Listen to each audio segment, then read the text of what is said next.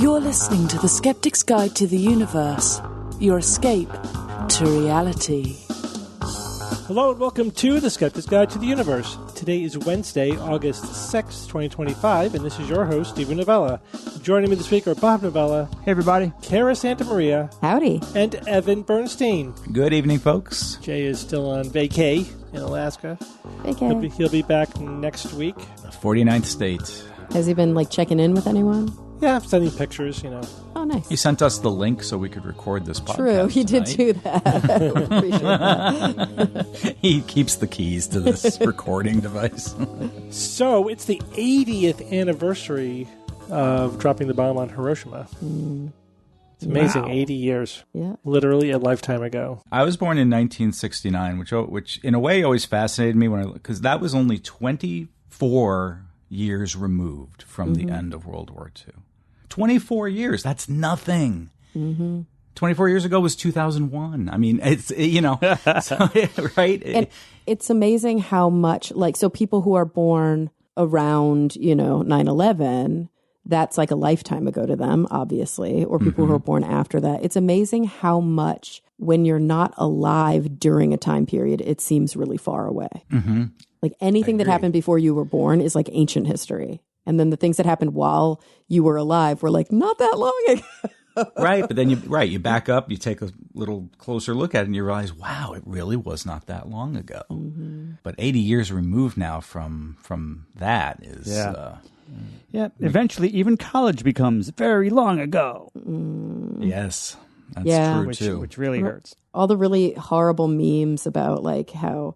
the time between 9/11 and now, I mean, what is it? So that's 25 years. Yeah. So 2050 or whatever. It's a whole generation. Stop, don't remind me. So, I'm sure you guys have heard about RFK's latest shenanigans. I mean, which ones? What the hell, man? I mean, the big thing is that just happened today, Ugh. I think, or yesterday as you're recording mRNA, this. man. Yeah, pulling $500 million from mRNA research to develop vaccines for respiratory viruses. Like COVID and the flu. Yeah. And just basically lying through his teeth, saying that it wasn't performing well. And meanwhile, the CDC researchers are saying, wait a second, we've tested it and it's done incredibly well. So it seems like to me, from what I could tell, he's just making up or distorting stuff so dramatically so that he could just end the research on mRNA vaccines and other technology that mRNA could allow. It's just it's tragic. It's also kind of remarkable that the system is designed in such a way in which this one person, the head of this one agency, has this level of control. Why isn't there a board or a panel that votes on this? Steve, you were saying at the live stream today, though, that Congress, could not necessarily follow exactly a lot of what he people are says. capitulating to this one person. Yeah, so I mean, the way the law is the Congress could allocate money for whatever they wanted to, right? But they often then will defer to the executive branch and the specific agencies to spend that money, right? To allocate it to specific programs, because they don't want to. This is partly legitimate, right? They don't want to have to spell out in legislation really micromanage where every dollar goes. They just say, the EPA is going to invest $100 million on research into this question, and the EPA decides where that money goes. So now, of the course, experts. You have RFK Jr. in charge of HHS. He gets to decide where the money goes, and he's like, nope, we're going to claw back this money that was allocated to mRNA research.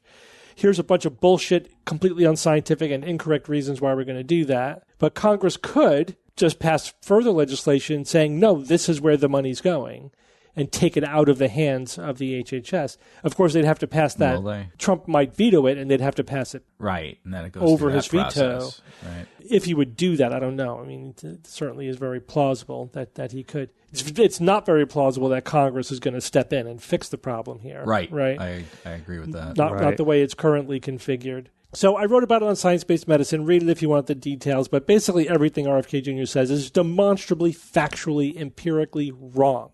This is not about opinions or priorities. What he says is factually incorrect. He said that the mRNA COVID vaccines had more risk than benefit. That's a specific factual number-based claim. It's not true. It's been clearly demonstrated that the benefits vastly outweigh the risks, which are very tiny. Even the things that we know the vaccine does, those rates are higher from getting COVID, right, from not being vaccinated than they are from the vaccine itself.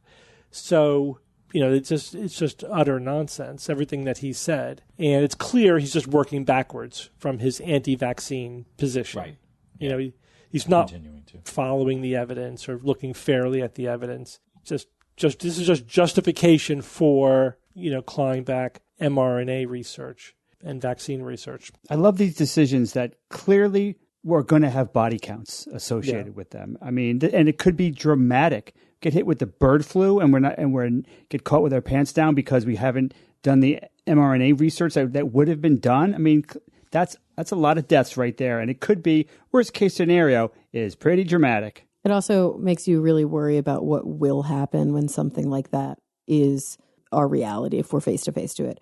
Are we going to be dealing with an administration that's so proud that when they realize that they actually do need an mRNA vaccine, are they going to say, no, we don't, and just watch people die? Or are they going to do what they'll probably do, which is scramble at the last minute, and we'll know that people will die because of that? Maybe not as many as if they just say straight up no. Well, how about this? How about when they get the numbers of the people that have died, they're like, no, that's fake news. Those numbers aren't real, and I'm going to fire whoever gave me those numbers. Well, that did just happen, didn't it? Yeah, right. That's the point. That's the point. That's what he will do in this even more dire situation.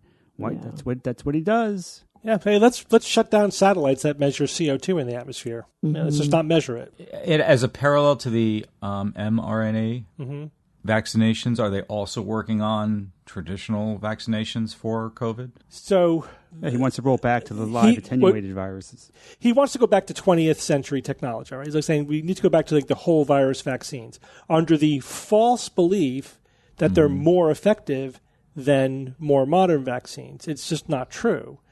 They just take longer. They have a lot of disadvantages. It takes longer. He also is saying he wants to focus on a universal vaccine. Sure, like for everything. Nirvana fallacy. We've been working on that for a long time. It's the Nirvana fallacy. And I think again, if you're being cynical, you could say this is very deliberate. He's like, let's focus on this unattainable goal and shelve all of this attainable research that we should be doing. It's just a backdoor way to be anti-vaccine and pretend to be scientific. Right. It's like exactly like his sneaky. We're going to do gold standard science, but that just means they're going to nitpick anything they don't like and find a reason to shut it down. It's not unbiased scientific evaluation. Horrible. It's just science denial. It's straight up science denial is what it is. And don't forget, I mean, mRNA vaccines, it's not just, mRNA is not just for vaccines. mRNA is for creating proteins in specific places, And we are, what did I say earlier? We're ugly bags of protein. We are protein. We got protein everywhere. So a tool that can create the desired protein where we want it, when we want it, that could be an amazing therapeutic tool, not just for vaccines, but for a whole host of other possibilities that we are not going to be exploring now, not for, it's going to be delayed. Eventually, we'll get back to it, I'm sure. Yeah. But we could be losing many, many years and never catch up to where we would have been. All right, let's change the subject. Yeah, please. Bob, tell us about getting water from thin air. Thank you, Steve. This is your Quickie with Bob. Very annoyed Bob right now. All right, guys. Imagine harvesting drinking water from the air. But that's not entirely new. I've read about it. I've been reading about that technology for years. It has been done before, but never has it been done as simply or efficiently as what these MIT engineers have recently achieved. Really fascinating, really excited about this. So they've created a window-sized device, which was a nice size for such a device, that passively extracts clean drinking water directly from the air, even in incredibly dry environments. Now, what's the magic word here? It's passive, because that's one of the major breakthroughs. It needs no external energy, no electricity, no solar panels, and no batteries. And that's just that really sets it above and beyond any other similar device. So how does this guy work? Key here is this special vertical panel using aerogel that's enclosed in a glass chamber.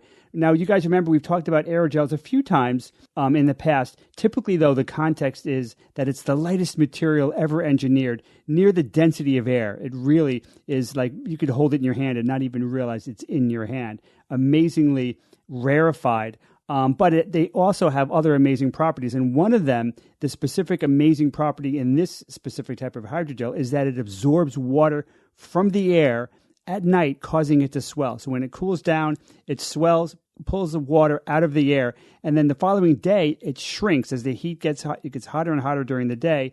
It shrinks, and it makes it release the water vapor, which then condenses on the glass, and then that condensation just flows down into a collection tube. Now, they did field tests. Where do you think they did field tests? The Sahara. Death Valley. They went to one of the driest places on the earth to test this, because if it's going to work there, that's pretty amazing. And they show that they could collect 160 milliliters, or about 2/3 of a cup, in desert conditions. And they haven't done tests yet, but they extrapolate that in the more humid environments, it would be even, of course, even more dramatic, because there's water everywhere in the air. But Bob, that was how much volume, though?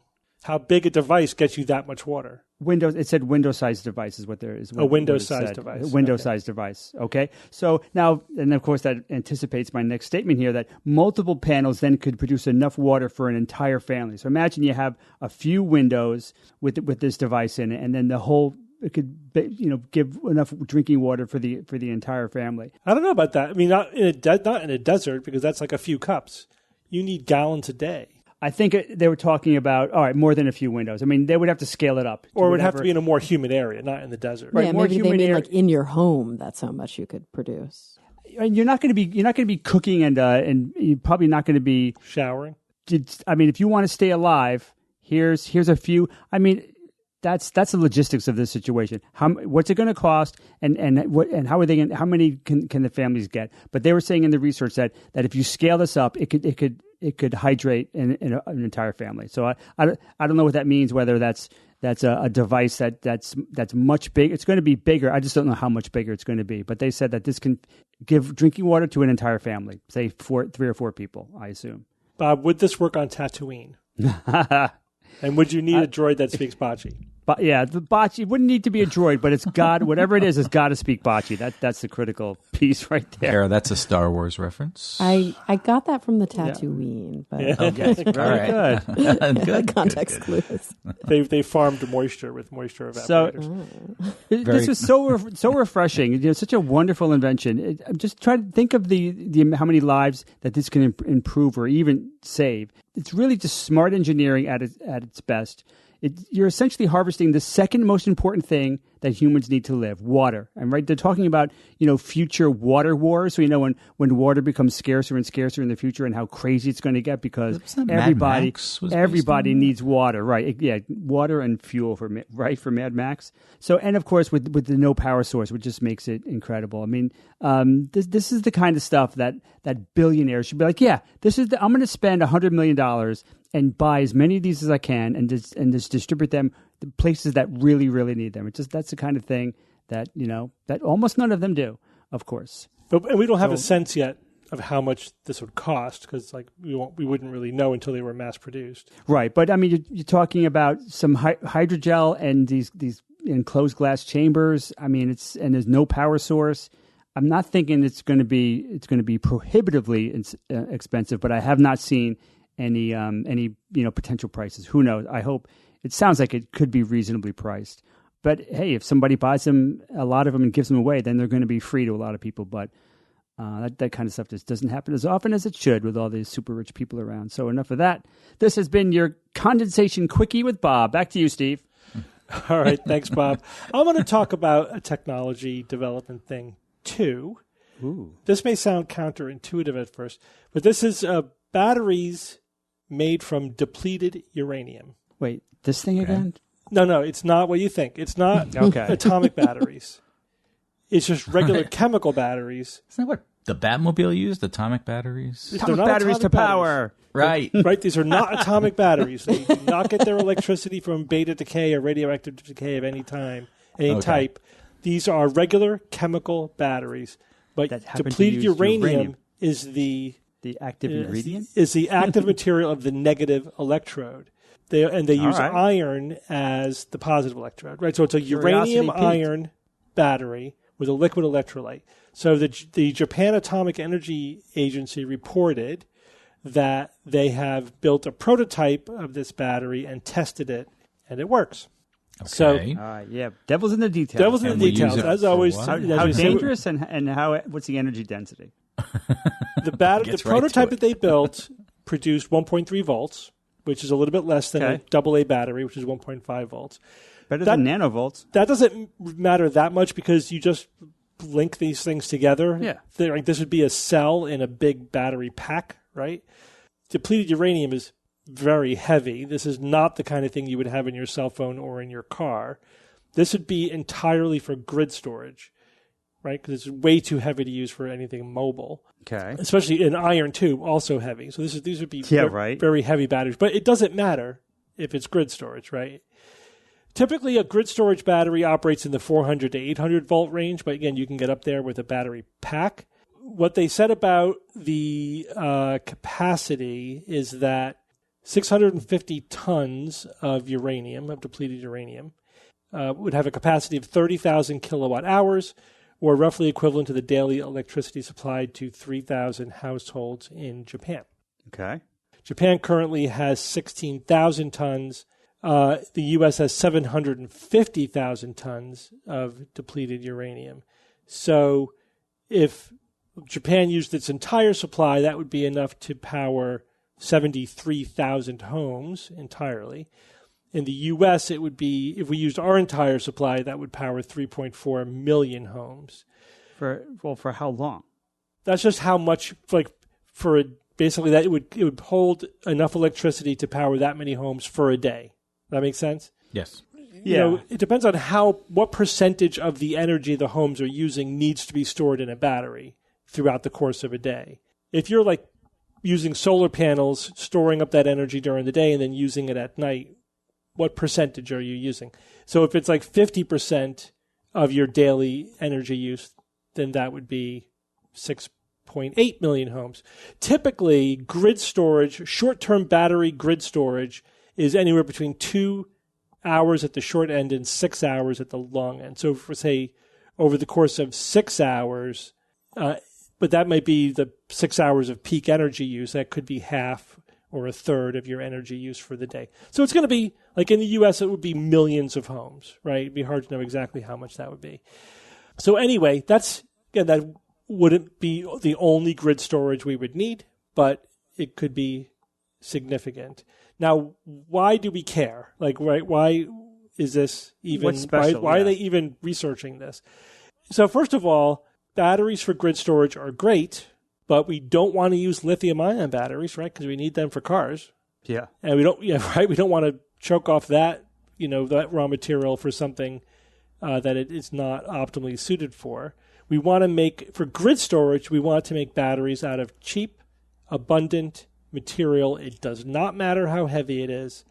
And so, sure, uranium and iron, go right ahead, right? There's iron salt batteries. There's other batteries like that we're thinking of for grid storage, where weight is not an object, but we need lots of it, and it needs to be cheap and abundant, right?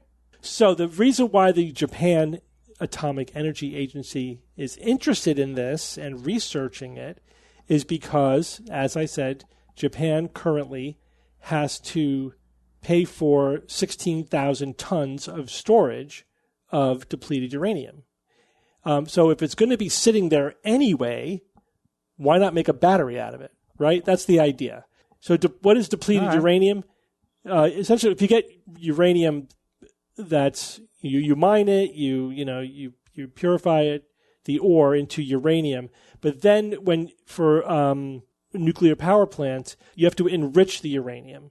When you enrich it, you basically increase the percentage of the fissile, the more highly fissile uranium. So enriched uranium is mostly U-235, which is highly radioactive.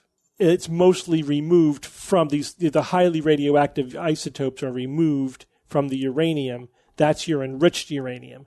What you're left with is the low level radioactive uranium. That's the depleted uranium.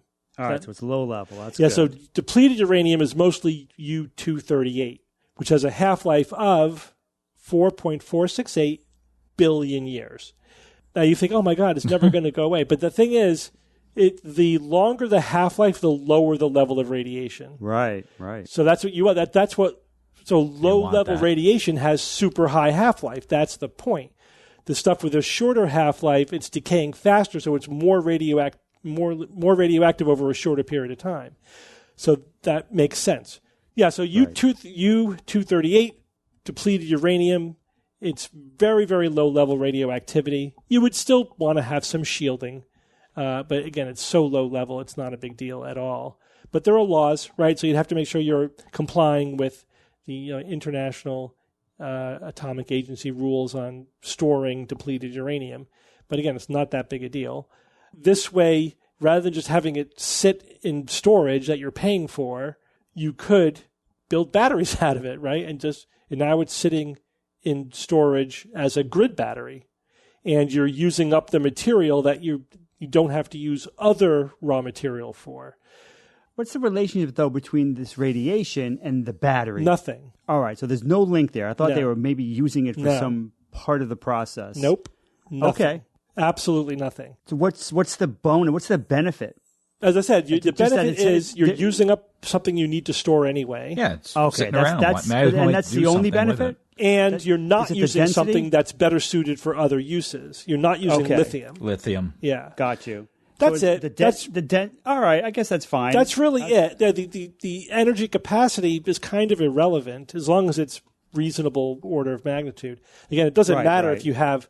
It's not nanovolts. It's a city block that weighs tons, and that's your grid storage. Who cares? For a AA battery, yeah. Yeah. Here's an idea. So you know that with wind turbines, they have to sit upon a massive block of concrete, right? To make that the power source. Level, I suppose. To anchor it. Yeah. Otherwise, the thing would blow over. And that is... The most significant part of the carbon footprint of building a wind turbine is its cement base, its concrete base. So this can store the energy from the windmill and hold it in place. Exactly, it's really heavy. In this case, the heaviness is a feature, not a bug. Yeah, and you say, all right, just going to put that wind turbine on a massive base of a uranium iron battery, and now that's the grid storage for that wind turbine. Sweet. I like that. Yeah. And the birds won't die, and the birds will die not from hitting it, but from the radiation. No, but the radiation but it's so low. It's not really hazardous. It's like almost background radiation at that point. Right. And again, it's going to, by definition, be under the ground, right? So that's cool. Yeah, there's a good synergy of ideas in there. And I think that's what we need to do. I really hate the idea of using lithium-ion batteries for grid storage. Oh, my God, But that's what's happening now. It's happening just because it's cheap. It's like it's cost-effective. In the short run, but it's short-sighted. It is like, you're using up these resources we need for EV batteries and maybe plane batteries. Don't use it for grid storage. That's humanity now. They only care about the next quarter. Yeah. No long-term planning. I mean, there are people developing batteries that are better suited for grid storage. This is one of those ideas. I think the iron salt battery is the other idea, which I'm hoping also, it was already working to some extent, but it needs to, you need to scale it up, you need to mass produce it, you know what I mean? So these things need to happen, and we need to stop using lithium-ion batteries for grid storage. All right, we need more depleted uranium. Yes. And it gets rid of that. Gets rid of a huge component of nuclear waste. I like that too. All right, Kara, tell us about earthquakes in Russia. Yeah, what's going on over there? Yeah, if you all remember, I hope you remember, it was 6 days ago now, maybe 7. Yeah, big 8.8 earthquakes, tsunami, and yeah. So there was an 8.8. It's called a mega thrust earthquake. So very high magnitude, lots of damage. I don't know why I picked this news item today because it is full of names I cannot pronounce. I think I'm filling in for Jay this week. Yeah, maybe. So it's in it was in the Kamchatka region. Mm-hmm. So that's the Kamchatka Peninsula off the eastern coast. And it wasn't the first large earthquake that occurred even in this area. I think that there have been sort of mega thrust earthquakes in 1737, 1841, 1923, twice in 1923, actually, 1952, and then this one in 2025. Some of them were even larger, but they weren't, they were prior to using the kind of modern tools that we have. So when you look at earthquakes from, let's say here, we're looking at like 50, 60 years ago. No, 50 years ago, we were already assigning. Yeah, so the 1952 Kamchatka earthquake is recorded as 9.0. There was also one in it was revised to 9.0. Yeah. 1964 in Alaska, 9.2. That's the biggest that I'm seeing. Well, there was a potential, but here's the problem. Like 1737, we couldn't actually measure it, so we had to estimate it. But the estimate is that it was a 9.3. Yeah. So and like it could have Chile, 9.5. Yeah, it could have been larger. But in 1960. Oh, for sure. This was not the largest earthquake on record. These are all Ring of Fire. That's getting close to the theoretical maximum, 9.5. Remember, this is a logarithmic scale. Mm-hmm. 9 is 10 times more energetic than 8. Than 8, yeah. So this earthquake was thought to be the 6th strongest. But it's tied with 2 others for that title, a 1906 Ecuador-Colombia earthquake and a 2010 Chile earthquake. Again, we're only talking about earthquakes that were actually recorded by seismometers. Prior to that, there's estimates, but we can't really rank them.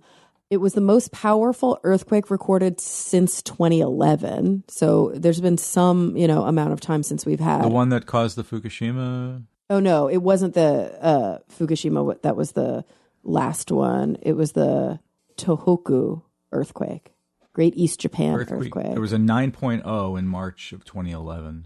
Which earthquake? Was it the Tokushima, the one that I just mentioned? That was it. Yeah, yep. So that was the most recent stronger earthquake. So this is the next strongest since then. And here's the thing that's so interesting about, whatever, we could go off on a tangent when it comes to the kind of strength or, the seismic strength of an earthquake as measured by seismometers. It's not always directly correlated to loss of life, to damage. Obviously, like when there's a nuclear power plant right there, that's a bad thing. This earthquake, for example, in Kamchatka, we thought there was going to be pretty horrific tsunamis, right? Like there were warnings across the Pacific ring. And what we found was that they really weren't too bad. There were tsunamis. It seems like the worst damage was actually in Russia itself and then in Japan. But pretty much the waves were about 3 feet or less in most of the places where people expected much, much larger waves. Yeah, and dodged a bullet, really. 8.8 could have produced amazingly destructive tsunamis, but it's all very contingent. There's lots of reasons for them to be amplified or not. So it's kind of hard to predict exactly what's going to happen and where. So I that's think what they got lucky. Yeah, 100%. It can be very, very hard to predict these things. And one thing that's very hard to predict, and that's really what I wanted to focus on today, is you could call it a co-occurrence, but probably like an immediate following of a large earthquake with volcanic eruption. So there have been 6 different Russian volcanoes that have erupted. You don't hear much in the news about Russian volcanoes, right? When did the last time we talked about that? But as you said right at the beginning, Evan, this is part of the Ring of Fire. And there are many volcanoes in this region. So 6 have erupted since the original earthquake and its aftershocks. And there's one more that scientists think might erupt. But I think that part of the reason this is so intriguing to me is because it's one of these areas where we're just not good at prediction. We're not great at predicting earthquakes. We've talked about this a lot, right? We have like huge error bars on this sort of thing. We're really good at recognizing them when they start happening and then putting out really quick alerts.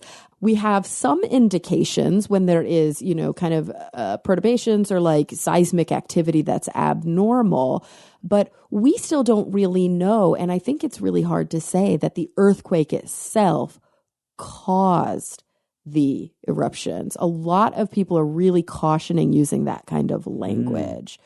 They're saying it's more likely that the quake intensified these eruptions or that the same thing that caused the quake caused the eruptions, but the quake itself was not the direct instigator of the eruptions. So like, why would I could read you all the different, actually maybe I will, because I got to be Jay right now, because why not? It looks like we're going to get emails here. Shivaluk, Bezmiani, Karimsky, Avachinsky, and this one's really fun, Krasheninnikov, all followed suit after the earthquake. That last one that I just said, again, Krasheninnikov, this had been dormant for hundreds of years. I think the last eruption, I'm seeing it some places 500 and some places 600. Yeah, between 500 and 600 years ago was the last time that volcano erupted. That was a nice long sleep. What would cause a volcano to erupt very quickly after an earthquake? Well, it collapses a magma, what do they call it, a dome or something under the volcano that gives magma access to the volcano again, something like that. Well, if we think about what an earthquake actually is, right? Like the setting, earthquakes are different in different parts of the world, right? But the setting of the Kamchatka earthquake is a convergent plate where the Pacific is subducting underneath the plate next to it. It looks like it's between 3 and 3.5 inches every year, give or take. It's been continuous since the Cretaceous. So there's been, seismic activity in this area for a really long time. We mentioned before these huge earthquakes that were both recorded and estimated prior to that. But when you have that type of seismic activity, that's very similar, or it's the same seismic activity that contributes to volcanic activity. And so it's very difficult to say that the shake of the earth is what caused these volcanoes to actually erupt, like click into sort of going from dormancy to eruption. And it's much more likely that the seismic activity that was occurring in this region was already churning those volcanoes and getting them ready. Okay. And that the magma was, the steam was already starting to build up, and that the earthquake itself, you're right, Bob, it may have like collapsed something, shifted something in such a way that some of that energy could escape. But ultimately, it's very likely that they were going to erupt around this time anyway, and that maybe they were just exacerbated. I love this quote from the USGS where they said, if the conditions exist like we've been talking about, where these volcanoes are like poised to erupt and they have like a lot of eruptible magma and pressure that's been building up, they said, quote, it's possible that large tectonic earthquakes might cause dissolved gases to come out of the magma like a shaken soda bottle, increasing the pressure and possibly leading to an eruption. But they really don't know. So it's really interesting reading about this online, because all these different experts who are like giants in the field are still kind of speculating exactly what's going on and why it's happening. To a degree. Yeah. But it does seem like there could be, as I mentioned, a seventh volcano that could erupt, because they are recognizing some seismic activity beneath it. They're recognizing some like perturbations. And so, it may not, but they have identified that seventh volcano as well as something to keep an eye on. It would seem to be a great place to do some scientific research to answer some of these questions. And even if it were, I mean, think about it, like the Krasheninnikov, like you just got to wait around 500 years. Yeah. It's hard with volcanoes because they're hard to predict. So yes, I think obviously there probably is research going on. There are seismometers in place and there are individuals collecting data, but you can't just set up and go, okay, we know it's going to blow tomorrow, so let's see what happens. All right. Thanks, Kara. Cool. Evan, what's the update on the Shroud of Turin? Yeah, Shroud of Turin update. It was about a year ago. Is he still dead? Oh, well, who's he? We'll get to that, Bob. Who knows, right? But nobody knows. It was a year ago when we last visited the subject of the Shroud of Turin. Kara, I had asked you at that time if you had ever heard of it. Yeah. I wrote it down in my notes. Yes, you did. Yeah. And yes, but today I know I don't have to ask that question. I know you heard of it because we at least discussed it a year ago. But what has changed in a year? What's the latest and greatest news about the Shroud that brings it back into the news this week? I'm going to tell you, but first, for the benefit of those in the audience, especially younger listeners who may have never heard of the Shroud of Turin, I will give you the quick background. It all started about 13.8 billion years ago. Fast forward to the year 33 ACE, when the headlines at the time was that a man from Nazareth was convicted of treason against the Holy Roman Empire. His name, Jesus Christ. The punishment, death by crucifixion. Nasty way to go, but go he did. Once dead, a man named Joe from a place called Arimathea took his body down, and with the help of a friend named Nicodemus, they cleaned the body, clothed it, wrapped it in a linen shroud, and buried it in a rock tomb. It is that linen shroud, that burial cloth, the one and only burial cloth that shrouded Jesus' dead body. It is believed by many faithful people to have found its way, after some time, to a temple in Turin, Italy in the 16th century. Yep, that's about 1,500 years after Jesus' death. But he was mostly dead, right?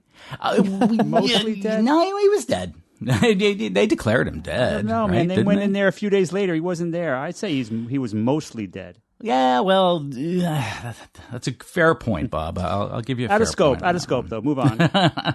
Where was the shroud for those 1,500 years prior to that? Right. Most of that time, that is unknown as to where it was. But is that the new bit? They found No, not really. All right, I'm getting to it. Okay. But the shroud is considered to be a holy relic by the faithful.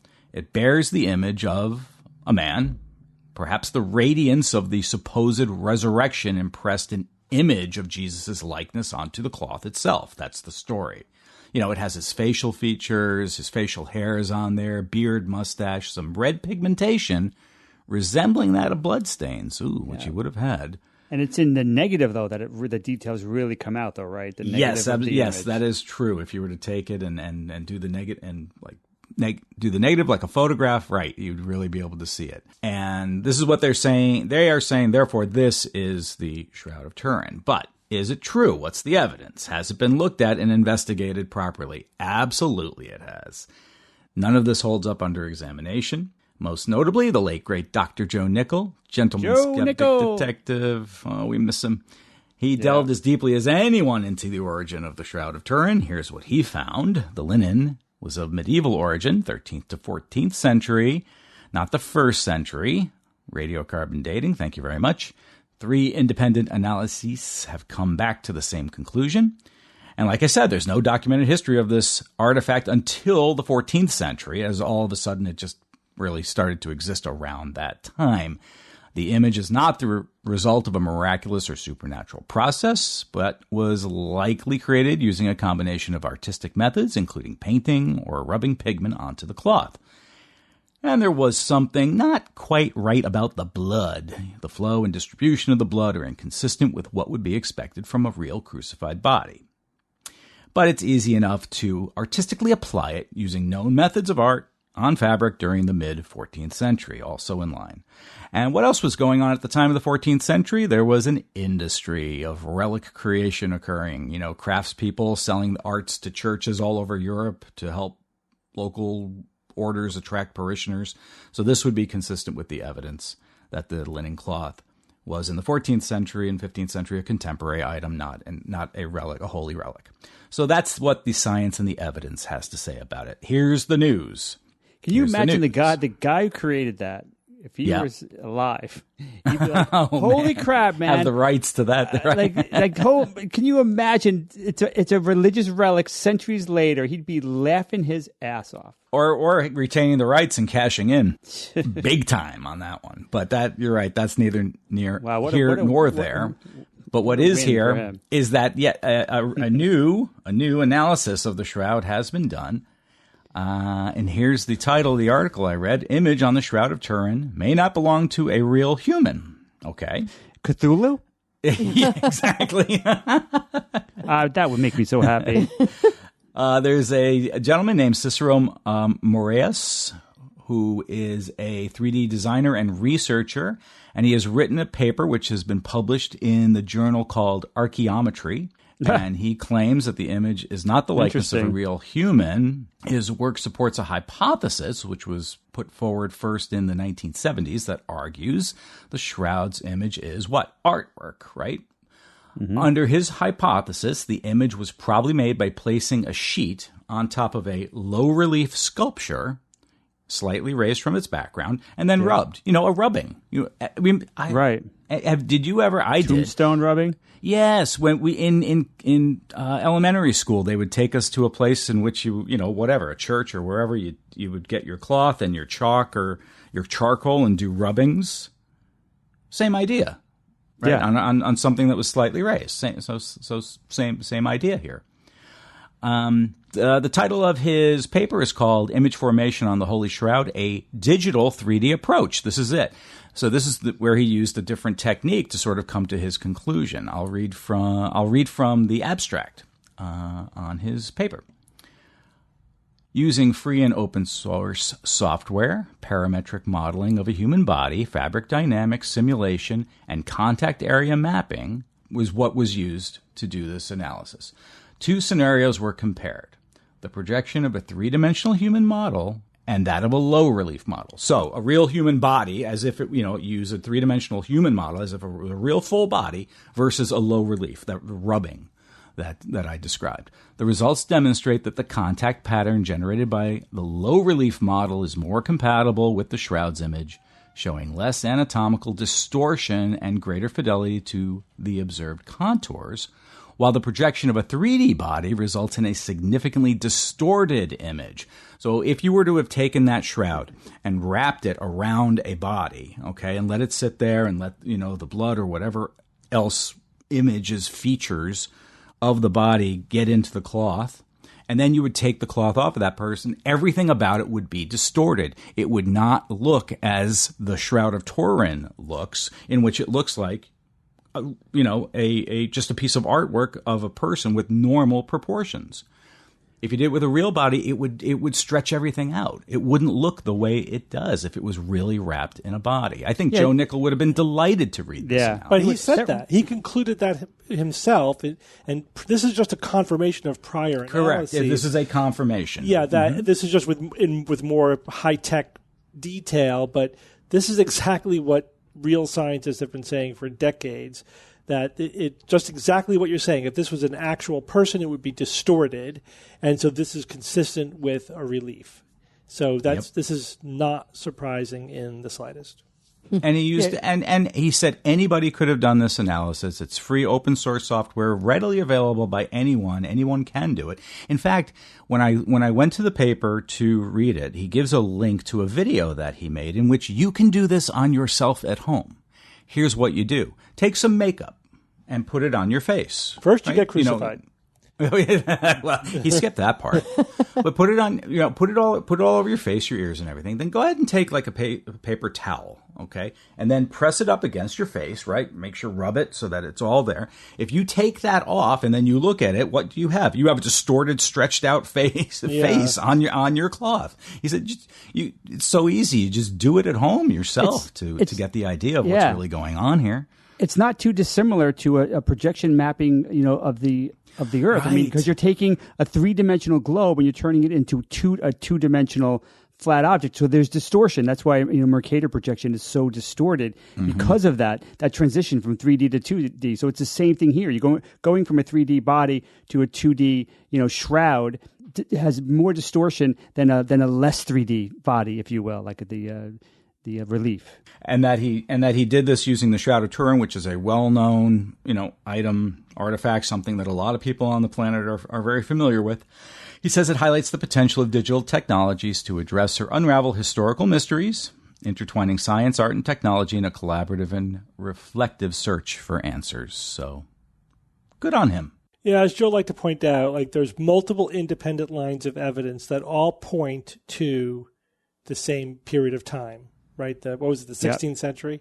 14th century. It was the same artistic tradition, techniques used, the dating, the carbon dating of the cloth itself, and the provenance, its appearance. The appearance of it, and the tradition of.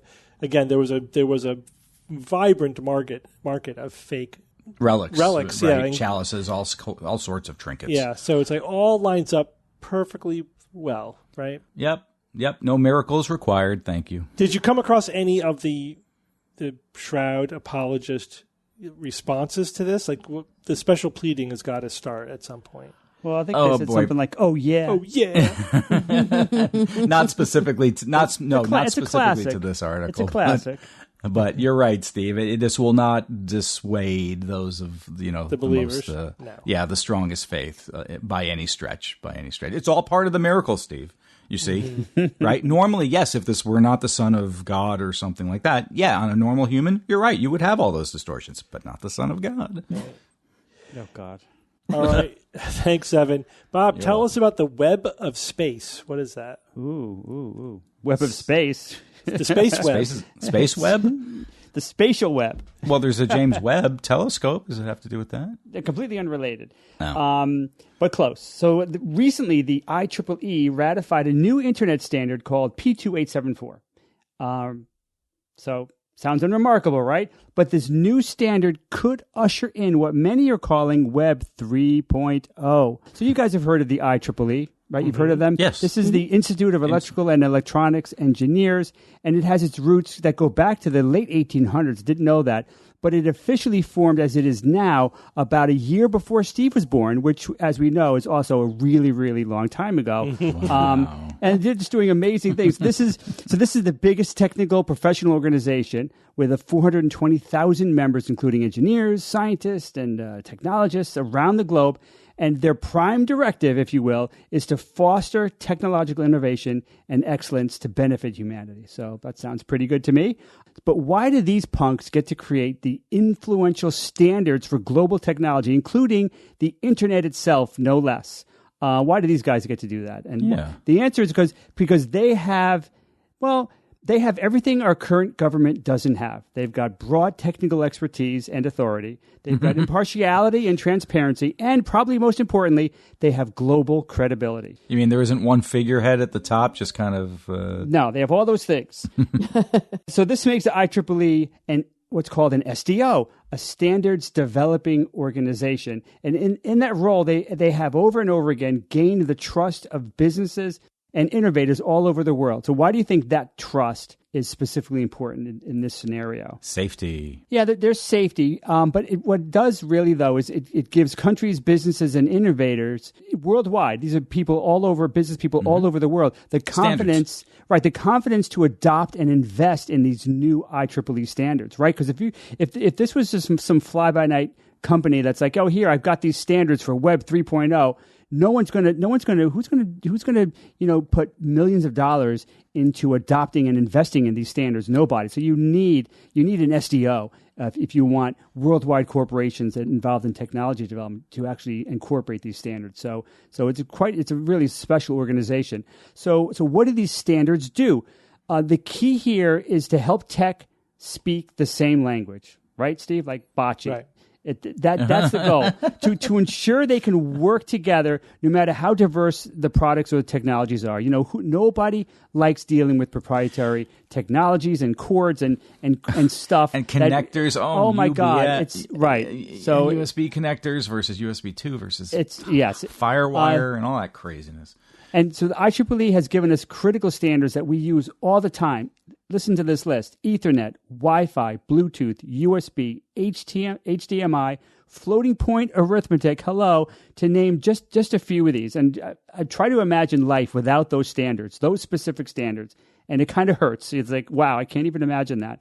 So to understand these latest approved standards they were just approved, I think, just a couple of months ago, to understand these new standards, let's start, though, with Web 1.0, and we'll work towards the modern day. So Web 1.0 started in the 90s and started with very simple, static, read-only pages connected through these standards that we use all day, every day, but rarely think about. And standards that you don't think about, those are the successful standards right there. That's the goal. So these standards for Web 1.0 in the 90s was URLs, right? Uniform resource locators, the addresses, pointing us to the web pages. Then there's HTML, hypertext markup language. Ooh. That's the code that's formatting these pages. And then there's HTTP, the Hypertext Transfer Protocol. That this communication protocol lets computers request and receive these web pages. And by the way, these specific standards were not created by the IEEE. These initial standards for the web were created by the famous Tim Berners-Lee at CERN. This guy's name should be known by many, many more people. This is the guy that really started this. So kudos to Berners-Lee there. But of course, IEEE has come up with other standards involved with the web that's related to the web, of course, as well. So, all right. So as I said, these pages were initially static and they were read-only, right? They were great, but they weren't very special compared to what we're seeing today. And that's Web 2.0, which started in the early 2000s. It saw the appearance of things like interactivity really for the first time. It saw user-generated content like, what are we doing right now?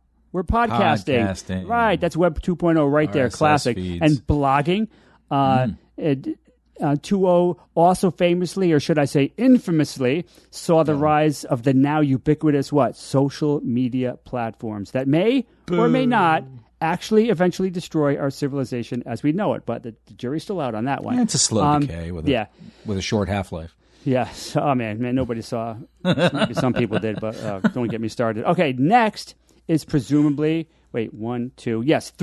After that, it becomes Web 3.0, and the spatial web could become synonymous with that term. Who knows? I think it seems likely, but you never know how things are going to turn out. But so a good way to think of Web 3.0 is it's not necessarily Web 1.0, Web 2.0, Web 3.0. It kind of is, but it's really the third foundational protocol layer to the internet, right? Something that these foundational layers are truly transformative. So in the 70s, we had, what did we have in the 70s? This one might be a little tougher. We had TCP/IP, which is a protocol that created essentially modern networked computers, basically the internet before the web. So this allowed computers to be networked together and to share information. So, it's not the web, but it's the internet. This is like the basis of the internet before the World Wide Web became a thing. And then in the 1990s, we had the second foundational protocol, and that's the HTTP and HTML. That's what created the World Wide Web as we know it today. And then today, this third foundational protocol could potentially be HSML and HSTP, which is transforming web pages essentially into a dynamic, real-time spatial web. So let's go over these new protocols here. So instead of HTML, right, the markup language that formats the Web 2.0 and Web 1.0, we have HSML, that's hyperspace modeling language, okay? So HSML doesn't just describe static pages, instead it describes the nouns and the verbs of the spatial web, if you will, the things, the people, the places, and crucially, though, how they behave and interact over time. That's an important one. That's a critical component. So it's the nouns and the verbs, the people, places, and things, but also how they behave and interact over time. Then next we have, instead of HTTP, all the addresses use that protocol, Hypertext Transfer Protocol, we now have HSTP. That's the Hyperspace Transaction Protocol. This protocol describes the rules and the policies. It's all about the rules and the policies. So if there's a transaction taking place, or if two entities are actually interacting within the spatial web, the HSTP describes how that happens and how it happens securely. I love how security is an integral part of this new protocol, this new standard that they're coming up with. So, all right, HSTP talks about the rules and the policies and how they interact with like transactions or anything that interacts, whether it's a person and a bot, whether it's a drone and an automated vehicle. It's just like how they deal with each other. That's what the HSTP deals with. The final element here that ties all this together is what's called UDG. That's the Universal Domain Graph. So this is analogous to the social graph in Web 2.0. Are you guys familiar with the social graph? Nope. That's I hadn't heard too much about it either. The social graph maps relationships and interactions primarily between people, right? So Facebook uses this, Twitter uses this because it's incredible. It's critical for those tools, Facebook and Twitter and others, to know the relationships and the interactions between people. So that's the social graph. So this UDG is related to that. It's similar to that, but it's for Web 3.0, right? So all of these entities and rules that I've mentioned, right? They live on this UDG. So it's kind of like a shared real-time map of everything, everywhere, that's interconnected in the spatial web. It's a map. The UDG is a map of everything and how it's connected everywhere within the spatial web. It's kind of like a live directory of the spatial web universe. I've been trying to find a good definition, a good description of the spatial web beyond what I've been laying out here. I found a good one on the Global News Wire. It said, just as past IEEE standards like Wi-Fi and Bluetooth have catalyzed global device interoperability, the spatial web standards aim to standardize secure communication, collaboration, and control among AI agents, Internet of Things devices, robots, digital twins, and human users in digital and physical environments. So that's a decent overview as any that I came across for the spatial web. All right, so the last segment here is, how is the spatial web going to work? Because it might be hard to extrapolate from all these initialisms and complex ideas that I've mentioned. So how is it going to work? So here's a couple of examples of how it could be utilized. So let's use drones as a first example. Today we've got drones, and the behaviors of drones are typically hard-coded, right, at the factory. They're kind of limited and they're difficult to enforce. You can just fly them anywhere you want and do whatever you want with them. But with the spatial web, regulators can define drone behaviors dynamically within the HSML code. Okay, so for instance, a spatial policy could state something like, no drone can fly above 120 meters after sunset or within 500 meters of a hospital. So that could be encoded within these protocols for drones. So if you're an entity that's defined as a drone, then you would have to follow those rules. So the drone then would automatically query the real-time spatial data and enforce those rules instantly. No humans are needed. So as the drone moves into the airspace within 500 meters of a hospital, that would kick in from the spatial web. It would kick in and be like, oh, I can't go in there, and it would be stopped. And another thing that occurred to me is that on top of that, if you wanted to change that rule, say you wanted to change the rule that no drone can go within 600 meters of the hospital, then you would just change it on the spatial web, and that would propagate through the web, and then that would affect all the drone behavior and all the drones that happen to go near that. And you wouldn't have to update, say, the firmware on every drone that's made, right? So it would be a simple update to change that. Let's go through another scenario here. So you've got an ambulance. You're in an ambulance, and the ambulance needs to notify the area that it's driving through that, hey, that I'm coming, that it's coming. It's going really fast. It's an emergency. It's got to get to the hospital, and it wants to notify an area that it's coming. So normally you just you listen for the sound, the iconic sound of the ambulance. And if you notice it, if you're not listening to music, or if you're not, say, an autonomous vehicle that might not be optimized to deal with an ambulance, there could be some problems. It could slow down the ambulance. And as you know, with an ambulance, minutes could be the difference between life and death. So what the ambulance could do is that it could issue a spatial web query. And that query would be, find all autonomous vehicles and traffic infrastructure within 200 meters along my route. And then using HSTP, the ambulance would then automatically coordinate all the green lights. It would redirect traffic safely out of the way, and it could even warn pedestrians through their smart devices that there's an ambulance coming right through here or something, right?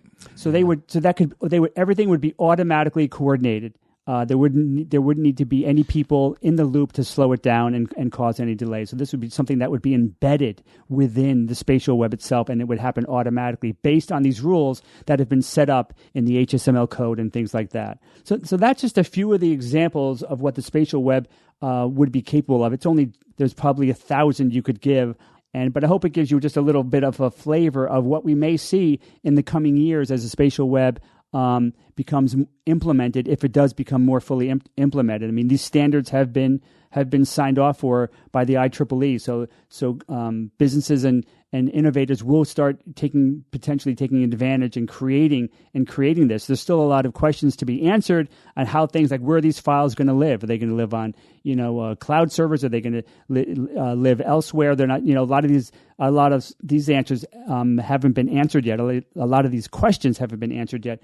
But it's just the beginning of it, really, and we'll see if it really takes off, and we'll see if Web 3.0 actually becomes a thing. Yeah, it's always really hard to think about things like this, how things get implemented in the real world. You never know until you actually try to do it, Like, what's the workflow going to be? Who's going to enter in this information? How's it actually going to function in the hands of people? And, of course, you always give examples of here are the wonderful things we can do with it, but you also want to think of here are all the horrible things people will do with it. You know what I mean? Yeah, and there are other agencies that ring in on this, like there's HIPAA requirements for medical stuff, right? So it has to peg all those holes, whatever bureaucracies or things are in place to protect people. Yeah, I'm glad that they're taking security very seriously. It's embedded within the system. It has to be, and it's got to be, especially if you're gonna, if there's going to be a digital duplicate of your current status, medical status, say, you can't just have anybody grabbing that most private of information.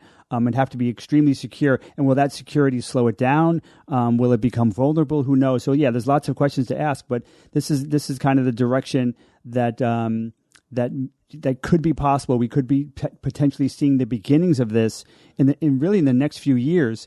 I mean, in 1991, the World Wide Web protocols and standards were laid out by Berners-Lee, and the first web browser was 2 years later, in 1993. So, it takes a little while. But a few years, 5 years is not really that long after all. We could potentially be seeing some of this. They have done examples of this, small networks that use this with some success for sure. So that has happened. But I think we need to do just more testing and bigger errors, and they'll just get bigger and bigger. And from there, they could potentially become what we eventually will call Web 3.0. All right. Thanks, Bob. All right. We're going to do one or two emails. First one comes from Graham, and Graham writes, I just read this and it seems too good to be true. Opinion? And then he links to an article from the Good News Network. Good news, everyone. Australia's revolutionary hydrogen powder is easier and cheaper to use for clean energy. So this is the article reads like a lot of hype, you know what I mean? Yes. But let's look at the specific details. A company has developed a powder, sodium borohydride, which they say is a convenient way to store hydrogen. You combine it with sodium and boron, some chemical process, it creates NaBH4, has 4 hydrogen in there, and then they said it's a component in the dyeing of paper, so it's already something that exists in industry. And then to get the hydrogen out, you have to heat it up. So they say this is more energy efficient than liquid hydrogen, right? Cooling it down to negative 250 degrees Celsius. And it's also more energy efficient than compressing the hydrogen. Compressing the hydrogen in a tank takes a lot of energy, actually. Okay. It's also safer, than storing tanks of compressed hydrogen. How's the density in terms of energy density compared to those other methods? Yeah, they didn't give a specific number there, but they compared it to the cost of transporting hydrogen in different forms. So you could transport hydrogen as like liquid hydrogen, as water, right? As ammonia, and as sodium borohydride. And previously, ammonia would be like the cheapest way to just transport a lot of hydrogen. And that they said $7.9 per kilogram. They said this would be 15% cheaper. Okay. First of all, it's not toxic like ammonia is, so it's easier to store. So why is this a big deal? Why do we care about this? And this is coming out of Australia, and so they are particularly interested in this because one of the main limiting factors in the hydrogen economy is transporting the hydrogen, moving it around. Hydrogen is a very light element. It's the lightest, right? And it's very hard to contain. It leaks easily, and it erodes the containers that it's in. And so if you're piping it around is very inefficient. Compressing it, again, is very inefficient.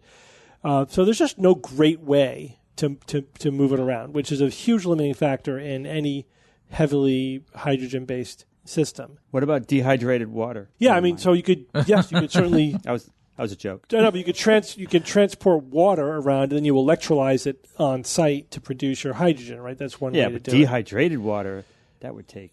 Yeah, dehydrated water. Yeah, that would. Gotcha. Yeah. But what Australia plans on doing, so Australia we've been there, right? It's a big country, and the middle of it is not a lot of people. Nope. And the vast middle is a lot of desert. So they have a lot of sunshine, not a lot of people. And they're one of the countries where it's actually entirely feasible to have like an entire renewable energy system. Because they can it's very easy for them to they don't need nearly as much energy, say, as the U.S. does, and they can overproduce solar power very easily because they have the land and the sunshine to do it. They're also looking into pumped hydro. They might be an early adopter there. But what they're planning on, they have so much sunshine. What they're planning on doing is overproducing solar power and then using that overcapacity of solar power, like far more than they need just to power their own country, to produce green hydrogen and then sell that hydrogen to the world, right? So they're trying to develop a green hydrogen industry, which would be great because right now, something like 1% or less than 1% of hydrogen in the world is green hydrogen. It's mostly gray hydrogen. Okay. Remember, the hydrogen has all the colors depending on where it comes from. Most of the hydrogen we're using in industry is basically sourced from fossil fuel. And it's worse than actually just burning the fossil fuel. Oh, jeez. So if you are driving a hydrogen fuel cell car and you think you're doing something good for the environment, you're not. It's actually worse. It's just a bunch of inefficiencies in the system, you know. It would only be better for the environment if the hydrogen were either white or green. The white hydrogen means we mine it directly from the earth. But we've talked about that before on the show. We don't know how much hydrogen is down there. This is just in the experimental and exploration phase at this point. The hope is that we'll find significant deposits of naturally occurring hydrogen trapped in pockets, in geological locations where it won't leak out to the surface. And since that's already in hydrogen form, we don't have to spend energy to make the hydrogen, right? So that would be fine. That's the dream. Or green hydrogen, which is almost entirely from electrolyzing water. But then the question is, where did the energy come from to electrolyze the water? If you're burning diesel fuel to electrolyze the water or whatever, it's not green, right? You have to be using renewable energy. But if you're using solar power to hydrolyze the water, to create the hydrogen, then you're converting the hydrogen into a storable, transportable form, then that's a green system. So that's what Australia is hoping to do.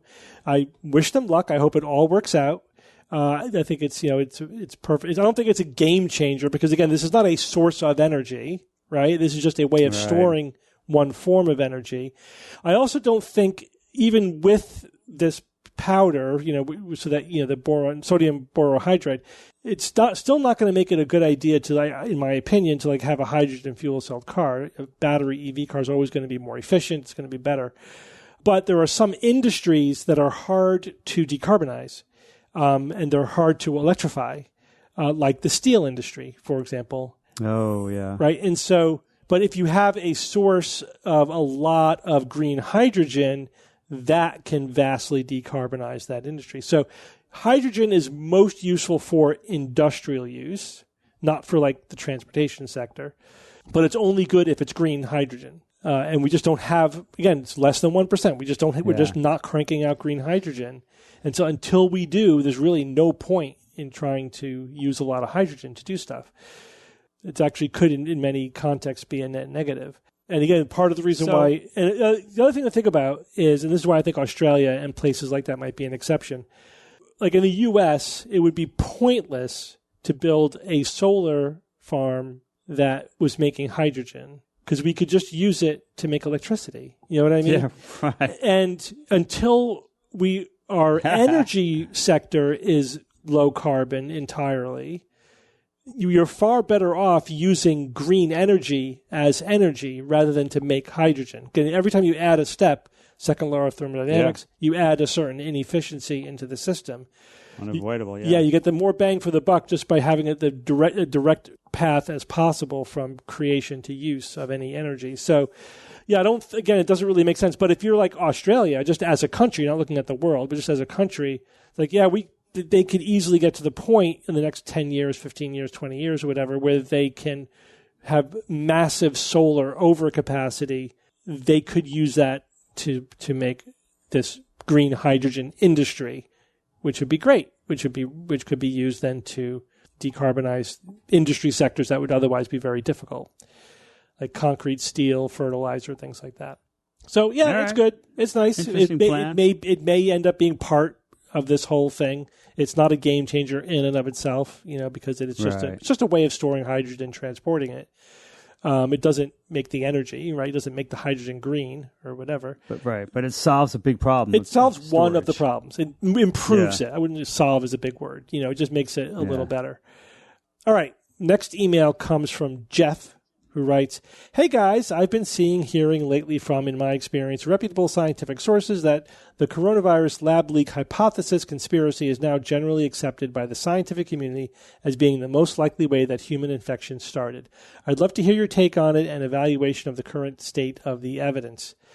Well, that's news to me. I hadn't heard about that. I don't think that that's true. But let me give you a summary of what my reading of the evidence is, and I've read many, many, many articles on this, and I'm pretty up to date on it. There's basically two approaches to this. So the question is, what's the ultimate origin of the COVID-19, the SARS-CoV-2 virus? And there's two main hypotheses. One SARS-CoV-2. Nobody says that anymore. What are you doing? SARS-CoV-2 is the virus. I know, but nobody says it. But we're talking about the virus, Bob. We're talking about the virus. I know, but nobody says it. All right, well, I just did, and I'm not nobody. That's very true. So, somebody talk. One is the zoonotic spillover, right? The virus was mutating and maybe hybridizing in animal hosts, and then it jumped to humans, probably in the Wuhan wet market. And that's how it got to the human population. The other hypothesis is the lab leak hypothesis, that they were in the Wuhan, also in Wuhan, very close to the ground zero where the virus came out, is the Wuhan virology lab, and that they were doing research on coronaviruses, and that this coronavirus, even if they weren't trying to weaponize it or deliberately release it, that it leaked from. They didn't modify the virus; they were just studying it or create it, right? Well, the lab leak specifically is not. They didn't create it. They were just studying it, and it leaked from the lab. A couple of lab techs got sick, went out into the community, and spread the virus around. That's the idea. So, what's the evidence for these two hypotheses? And again, there's two basic approaches, right? There's scientists who are taking essentially an epidemiological and virology approach, right? You could study the virus and say, yep, this has not been modified artificially. But also, that doesn't mean it wasn't leaked from a lab, right? But it is what it is. But they said, but it does look like the virus epidemiologically, like the earliest cases emerged in the vicinity of the wet market, and that a zoonotic spillover is the most likely explanation. So that is in the scientific community, that is still, I think, the dominant hypothesis. But they acknowledge we haven't found the smoking gun. We haven't found the species in which this crossover happened. So there's still a question mark, and that's not a solid conclusion. It's just the preferred hypothesis at this time, open to revision with new evidence. But there's also the intelligence community take on it. And I think this is what Jeff is talking about, and I think he's confusing it with the scientific community. The intelligence community looked just forensically at what happened, and what they're finding is that China is being very squirrely. That they're not being transparent. Yeah, they're not giving the access that they promised they would give. And so the question is, what are they hiding? So if you're a CIA officer or an intelligence officer and you're trying to answer this question and you feel like there's a cover-up here, then they say, yeah, we think that China is covering up something. What would that be other than a lab leak? And so that's what they think is the most likely answer. So the intelligence community thinks it was a lab leak. The scientific community thinks it was a zoonotic spillover. There's no smoking gun evidence for either. This is not a closed question. We basically don't know. I personally find the scientific argumentation more compelling, but I would happily change my mind if new evidence came to light. We may never know is the unfortunate answer. Definitively. Yeah. Right? Like there would need to be one hypothesis or the other would need to find smoking gun evidence, which is possible, just haven't found it yet. But until that happens, I think there's going to be this schism. There's two schools of thought about what happened. And I think which one of those two you believe says a lot more about you than it does about the evidence, personally. About fair enough. Your predilections and where you're coming at this question from. I'm just saying, I'm not even taking a strong case one way or the other. I'm just laying it out there. I do want to say, because I do get into a conversation about this all the time, and my memory historically of what happened, I've researched it and confirmed it, because there has been actual research looking at this.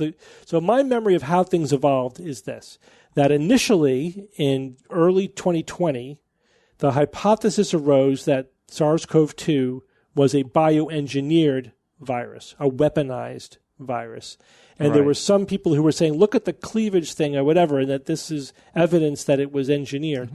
That was quickly researched and dealt with, because very fast. Very quickly, they already had, within days, they had the genome of the virus. And so there was immediately papers came out and said this was not a bioengineered virus. This is a naturally occurring virus. Yep. And then the bioengineered theory became a conspiracy theory. Because once it was pretty definitively disproven, you could only really cling to that idea by some kind of conspiracy theory. And it became the favorite hypothesis of the conspiracy theorists. And then it died down for about a year. Yeah. There wasn't really much talk. By the summer, it kind of died down. And it was like, it wasn't a bioengineered virus. And then the next June, people started talking about it being a lab leak, not a bioengineered virus. Why a lab leak? Because a lab leak is harder to disprove, because you can't disprove it by studying the virus itself, right? Because it's not bioengineered. It's naturally occurring, not bioengineered, but it accidentally leaked from the lab. And there was actually a paper which looked at the incidence of news reports of mentions of quote-unquote lab leak in the news media. And it started, I think the first one was in March of 2021, and then trickle in April, trickle in May, and then June it took off. That's when it went quote-unquote viral, pun intended. It was never mentioned the previous year. And the reason why I say this is because I still have people tell me, it's like, oh, they said the lab leak theory was a conspiracy theory, but now they're saying it's true. It's like, no, that's not the way things happened. You are rewriting history. It was an engineered virus. That was disproven. Then a year later, the whole thing was resurrected as this offshoot lab leak theory. And that's been investigated for the last 3 years. And here we are. There was no suppression of the lab leak theory, right? There was no conspiracy of silence, none of that. But that history has been so frustratingly rewritten for this narrative of the powers that be tried to shut down the lab leak theory when it turns out that's the most plausible theory. That's not the way things happened. All right, I'm going to do one issue that Bob and I talked about on the live stream today from TikTok. We were sent a video of an interview that Joe Rogan was doing on his podcast, so you know this is going to be problematic, right? Touting the idea that Lyme was a lab leak, which is it's interesting to bring this up because, and David Gorski has wrote about this quite a bit on Science-Based Medicine, that the lab leak hypothesis is raised for every viral pandemic or epidemic. Yeah. It was HIV, everything was first it was bioengineered. When you prove it wasn't bioengineered, it was a lab leak every time. So it's no surprise that this is a persistent conspiracy theory for Lyme. Lyme isn't a virus. It's a bacterium. It's a Borrelia burgdorferi, spirochete, the same sort of family of bacteria that causes syphilis, actually. Ew. With a very similar natural history. Family. Primary, secondary, tertiary infection. And the tertiary infection could be neurological, and it could be very similar between those two, actually. But in any case, the question is, was the Lyme bacterium originally leaked from a bioweapons lab, like on Plum Island? You guys have probably heard about the Plum Island thing. Yeah. Not far from us. Not far from us. Not far from Lyme, Connecticut, which is why they focus on that. Uh-huh. So in the little clip, on TikTok, it wasn't the whole interview. Again, we're just responding to the little clip.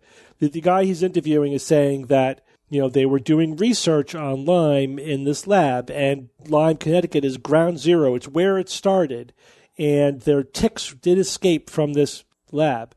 So here's the thing. We know 100% that this is not true. And there's a few reasons. One is when he said that the Lyme epidemic started in Lyme, Connecticut, that is not true. Oh, that's not true. Yeah. It was not first of all, it wasn't even the first local case. It was just the case, the index case, the one that was named, that the disease was named for. And that work was actually done at Yale. But the first modern case was actually in Wisconsin. Just wasn't recognized as the same disease as Lyme disease until after it was named for Lyme. And also there are 3 populations of the bacteria of the spirochete, one in the East Coast, the Midwest, and the West Coast, and they're different. And they've been in the wild in circulation for hundreds of years. Mm-hmm. So we know just epidemiologically, we could look at ticks in museums that are 100 years old that have, the spirochete in them. There's archaeological evidence of Borrelia. They have old bodies. They've been around for thousands of years. Right. Yeah, I found mummies with it. It didn't come out of nowhere. It's not a new bacteria. It did not start in one place. It's been simmering in multiple different geographical regions. It absolutely in no way fits a lab leak epidemiologically. The lab in question that they're talking about wasn't doing research until after Lyme was already out in the wild. None of the timeline adds up. There is zero evidence that this was, leaked from a lab, and it really can't have been, given what we know about it.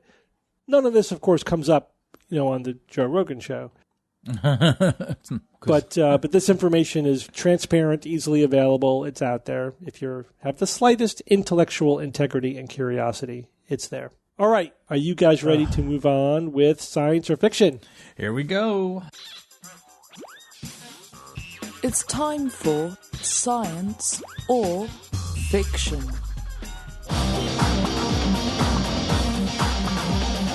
Each week, I come up with 3 science news items or facts, 2 real and 1 fake, and then I challenge my panel of skeptics to sniff out the fake. There's a theme this week. Oh, boy. The theme is lab leak. Stars. Oh. Stars. Stars up in the sky. Celebrities? Oh, them. Okay. Those stars. Not celebrities. Not celebrities. The big balls of gas that are on fire in the sky. Those things. All right, here we go. Item number 1. The fastest observed star in the universe is S4714, moving at 24,000 kilometers per second, or 8% the speed of light.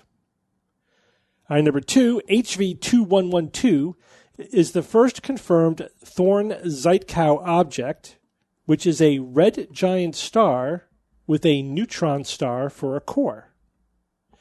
And item number 3, EBLMJO555-57AB is the smallest known star, about the size of Saturn, or 0.05% the volume of our sun. Evan, go first. Is there a reason why Bob's not going first? Just wondering. Okay. Fastest observed star in the universe. Is this relative to something else? I mean, it's all relative, Evan. Well, of course it is. And 8% the speed of light. Fastest. We're not talking about its rotation. We're talking about its movement across the sky. Right. Oh, I see. Okay, movement across the sky. Yeah. How and why would that be the case? Jeez, I don't know. I've never considered really the speed of an individual star. I thought it was all kind of linked to a lot of other things, and wouldn't all that stuff be also traveling 8% the speed of light of the star? Whatever. Does that mean the planets that are going around it also are going if that speed as well? I don't know. Seems sketchy. I'll move on to the next one. HV 2112 is the first confirmed whatever object. Imagine it's the names of the people who discovered this object. It is. Yep. A red giant star. Okay, I'm familiar with those. With a neutron star for a core. I thought neutron stars happen after the explosion. They have. Yeah. So can something be both at the same time? Apparently they can. Can be both a red giant and a neutron star for a core. I guess I'll tell you, since you're going first. This is what happens when a neutron star merges with a red giant. Merge. Thank you. Okay. And that makes a little more sense. All right. This is going to be a total guesswork because really, how am I supposed to really know about any of these things? The last one, the smallest known star, the size of Saturn, the volume of our sun. There can be some very small stars. I mean, as small as Saturn. Yeah. I mean, Jupiter is not too far off from the size of Saturn, and Jupiter was almost a star. So I don't see why that one's a problem. I guess the one I'm having the hardest time with is the speed of light one. I mean, that seems so obscure. So it defies sort of my understanding, the speed of light, which I guarantee you, I totally admit is insignificant, is insufficient for this. But that could mean that the red star, neutron star one, that could be the curveball. And the red giant star with neutron star for a core is the fiction. Okay, I'll say that the Thorn Zeitkow object is going to be the fiction. Okay. Kara? I don't know. Nobody knows. One is the fastest star, one is the smallest star, and one is the first confirmed thing that's a weird thing. So there's probably a fastest star. Maybe you're just listing, maybe it's actually S6942, but that would be annoying. And there's probably a smallest star. Maybe it also has a different name, but that would be annoying. So I think I have to go with I wouldn't give it a different string of numbers and letters. It would be because you've never done that. It wouldn't be that fast or that small, right? I mean, it would be the size of something else. Okay, so the smallest star is the size of Saturn. The fastest star is 8% the speed of light. Well, I don't think it's 80% the speed of light, but I guess it could be 0.08 or 0.8%. Yeah, that is fast. I mean, I know. I just really think that one of these things is not like the other, so I'm going to go with Evan and say it's a Thorn. Oh, thanks, Kara. Zeitkow object. All right, and Bob. All right. Take these in reverse order. Blah, blah, blah. No, not this week. So this first one here, this fastest star, 8%. It seems a little fast, but it's around the speed I would think for orbiting Sagittarius A star, the supermassive black hole at the center of the Milky Way. Yeah, man, you get close to a black hole, you can get some wicked velocities going on there as you go around and around the star. Oh, that's so yeah, so that one doesn't surprise me too much. This Thorn Zeitkow object is fascinating. Sounds very bizarre.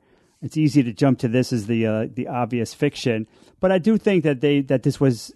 I think there's some evidence. I don't think it's definitive, but I think there's some evidence that they detected a star that potentially could be this.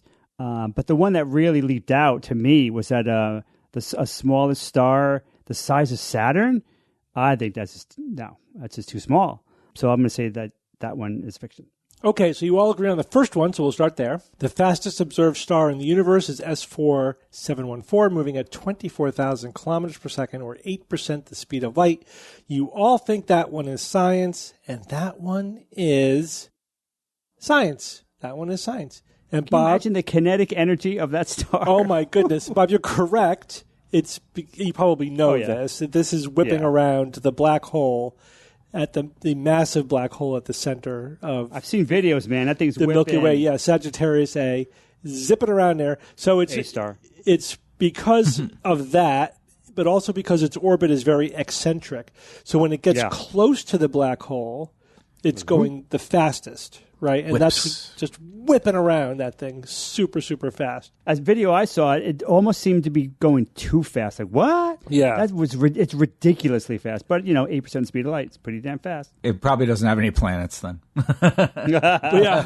Those things are long gone. If it had any. Bob, what do you think is the fastest star not whipping around a black hole? Oh. Probably kicked out of its parent galaxy. Yep. Yeah. Yep. That's the only thing I could think of that would be, really high.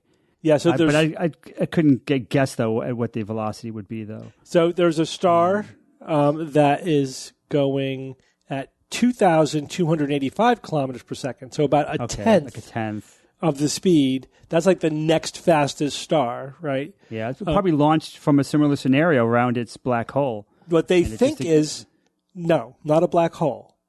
And so this one is flying through the Milky Way. It's not bound by the Milky Way gravitationally. It's going to pass right through. It's going so fast. This is JO927, if you want to know the string of letters and numbers. And the hypothesis is that it got that velocity because it was a binary star, part of a binary system, and the other star went supernova and blasted it away. Oh, damn. Interesting. Yeah, isn't that interesting? Yeah, interesting. I mean, that's a hypothesis. I don't know if that's been proven, but that's what they think would have the energy to why is the star going so fast? And it's not captured by a black hole or anything, you know what I mean? Something else propelled it. Yeah. But, again, I wouldn't be surprised if they said, no, that's actually something else, but that's fine. Okay, let's go to number 2. HV2112 is the first confirmed Thorn-Zeitkow object, which is a red giant star with a neutron star for a core. Evan and Kara, you think this one is the fiction. Bob, you think this one is science. And this one is the fiction. Sorry, Bob. It is. No way. Of course, the key word here is confirmed. There are no confirmed TZ objects. This is a hypothetical, a theoretical object that was been modeled. Like, this could happen if a neutron star collided with a red giant. That could form this type of object. Now, you're correct, Bob. There are candidates. There are multiple candidates. I remember reading about one. Yeah, but we talked. I think we even talked about it on the show a bunch of years ago. But later refuted, including this one that I mentioned. This is a candidate, but later evidence probably not. So there are no confirmed TZ objects. Just a few candidates. So they reported on it and then retracted it? They just said later, no, it doesn't look like the probability went down with later evidence, with further observation. So moving in the wrong direction, not looking like it's going to be confirmed. Jesus. So that means a star the size of Saturn? What the hell kind of star? That's right. EBLM JO55557AB is the smallest known star about the size of Saturn. What kind of dwarf? Is it like a black dwarf? What the hell is it? It's a red dwarf. It's a red dwarf. So this is the smallest star known, and it's also the lowest mass star. So why is it so small? For two reasons. So they think this is right at the limit of the ability to fuse hydrogen, which is why it's a star and not a brown dwarf, right? Right, but I remember reading many times that a brown dwarf would need to be bigger than Jupiter. Well, more massive, Bob. More massive than Jupiter. More massive. It is more massive than Jupiter. It's right at the limit. Shit. It's like 8 times the mass of Jupiter or something. It is more massive. But think about this, because it's not fusing that much hydrogen. It's like just barely fusing hydrogen. There's no outward pressure. There's very little, relatively speaking, for a star, outward pressure to oppose the gravity. So it shrinks down to a small size. It has to be this size to fuse hydrogen. Does that make sense? Wow, man. But so this is basically as small as a star probably can be based on the laws of physics. Is this specific? Wow, I didn't think it could get that small, but neither did I, which is why I learned something in the science or fiction. That's why you nailed me, you son of a bitch. And me and Evan were like, well, I don't know. I don't know. Jesus. It's almost like Jupiter. Yeah, you a little bastards. knowledge is a dangerous damn thing. Sometimes, yes. All right. Sometimes pure ignorance is more helpful in a case like Yeah, this. it's like those first-time poker players. Shouldn't have done that hand. Oh, yeah. That happens Don't too. deserve to be right. All right. Bob, now you're living in my world, right? Like, Evan just totally talks himself into the right answer at the last minute. Like, you bastard. Where the hell does that come How from? did you do that? Yeah. Damn, it sucks being dissimilar to Steve sometimes, you know? Like, All right. that got me. You It's knew surely enough- going to get Bob. You knew enough to be fooled by science fiction. I know. Yeah. It's the power of prayer. I feel your pain, Bob. All right. Yeah. All right. Evan, give us a quote. The reward of the young scientist is the emotional thrill of being the first person in the history of the world to see something or to understand something. Nothing can compare with that experience. Cecilia Payne Gaposchkin. Oh, I had never known before finding this quote. She was a British-born American astronomer and astrophysicist. Her work on the cosmic makeup of the universe and the nature of variable stars was foundational to modern astrophysics. Cool. She was born in 1900, died in 1979. Nice. So another forgotten superhero of science right there. Mm-hmm. No doubt about it. And I completely agree with this quote. This is what gets scientists up in the morning, right? This is what they're excited about. This is being the first person to figure something out. Oh my gosh. God, right? What a feeling that Could must you be. imagine? Nobody knew this. Before I me, can wow. can only imagine what that would feel like. Yeah. It's got to be euphoric. Be cool. All right. Well, thank you all for joining me this week. Thanks, Steve. Thank you, man. Steve. Jay will be back next week. He better be. Alaska Stories. And until next week, this is your Skeptic's Guide to the Universe. Skeptic's Guide to the Universe is produced by SGU Productions, dedicated to promoting science and critical thinking. For more information, visit us at theskepticsguide.org. Send your questions to info@theskepticsguide.org. And if you would like to support the show and all the work that we do, go to patreon.com/skepticsguide and consider becoming a patron and becoming part of the SGU community. Our listeners and supporters are what make SGU possible.